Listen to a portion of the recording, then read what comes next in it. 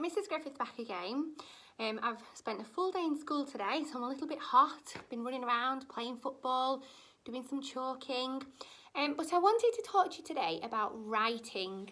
I've had lots and lots of children emailing me in pictures of writing, and it's amazing. I'm really, really impressed.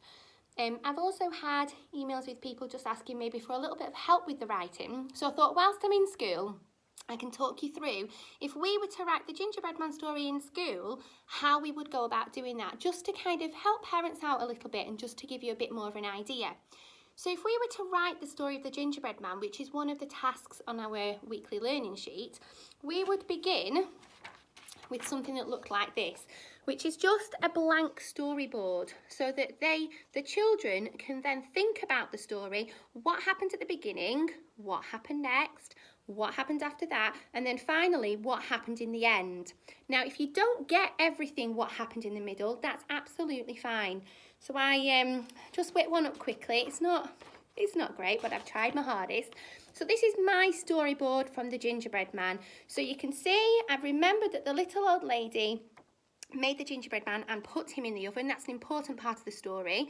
The next part of the story is obviously where he runs out of the oven. I do need that in the story. Now, I'm not that good at drawing, so I just did a pig. So in my story, the gingerbread man met a pig. And if I was talking about that story, I would be able to say, he would say, I've run away from the little old lady, I could run away from you too. And then I would say, run, run as fast as you can't catch me, I'm the gingerbread man. But not that much detail in my storyboard. Next of all, I've decided that he's going to meet a cow, a cow. So then he's got the cow, the pig and the little old lady. And then that's when he tries to cross the river and he meets the fox. And then there's the fox gobbling him up. So this is my simple storyboard of the Gingerbread Man. And I would maybe do this one day. This would be one day. So all of this is over the week. It's not to be done in one day. So you might just get halfway with your storyboards and get a lot of discussion out of it, so that you're sure that the children really understand the story of the Gingerbread Man. You might talk about the characters and how they're feeling. And then the next day, you might decide to do the second half of the storyboard, or you could do this in one session. But the talking part of the story is really, really important, because that's going to help us write it. So if you've had all the discussion and the children know exactly what's going on in each of those boxes, they should be able to have a go at writing the story, again, at their own level. And you know the ability of your child, and your child's story might look completely different to somebody else's story, and that's fine as well. Again, knowing your child, you might decide, right, we're going to write the whole story. Or you might just say, do you know what, let's just pick one of these and let's have a go at writing a simple sentence that goes with one part of the story. It doesn't have to be the whole story. So let's say that I've decided I'm going to start at the beginning. And from talking about the story with my mummy, I know, or daddy, I know that the first part of the story starts with, one day, the little old lady baked a gingerbread man. So I'm going to say that sentence, one day, the little old lady baked a gingerbread man. Then I'm going to see if I can count it on my finger. One day, the little old lady made a gingerbread man. Oh, there's 10. That's quite a long sentence. And again, that might be too long. It might just be one day. Oh, can't think of another one. One day, the old lady made a gingerbread man. But again, if that's too much, that's fine.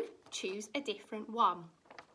So, if I'm going to have a go at my sentence, and so I'm going to model how we would do that in school. So, I'm not going to say, I'm going to write your sentence down and you can copy it. I'm not going to say that. I'm also not going to say one. Okay, I'm not going to say that. What I'm going to say is I'm going to say one. What sounds can you hear in the word one? What sound can you hear at the start? Well done, that's brilliant. See if you can write that. And so then they will go on, one. Now, we know that's not how you spell one. That's fine. But because the children are learning and they're using their phonics to help them write, that is completely acceptable, okay? The only words that I would say think about that is if it's one of the tricky words. And we know what the tricky words are because we've had the bookmarks with them home. So one day. Ooh, day. What can you hear in day? Ooh, a. Oh, yes, well done. So we're going to do our day. A. And again, how do we know to make the A sound? And that's where your phonic mats come in. Well, we've learnt the way at I. Again, we know that that is not the way that you spell day, but as long as the children are using their phonics, then that's fine. If your child knows how day is spelt correctly from reading, brilliant. But if not, you're encouraging them to use their phonics to sound out the words. So one day, the. Now we know the because the is one of our tricky words. So I can remember this, a t and a h and a sneaky e. So I can write that one. One day, the little. What sounds can I hear in little? L, it, ul. Brilliant. See if you can write that down. L, it, ul. One day, the little old, old.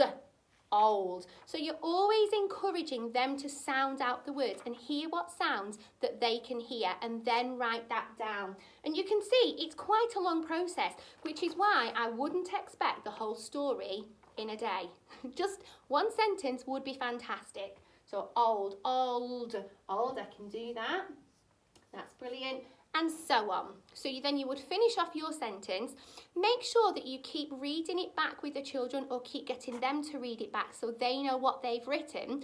And then at the end, if I was teaching this in the class, I would then with maybe a different colour or on a different piece of paper, I would say, that was brilliant. That's exactly how one sounded. That's brilliant. And now I'm going to show you. Actually, it's spelt like that. And it's just a bit of a different way, just to show the children, but make sure that they sound it out and it's their writing.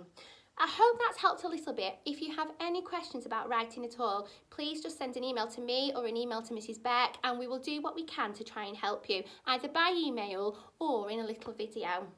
So, looking forward to seeing some super writing. Thank you.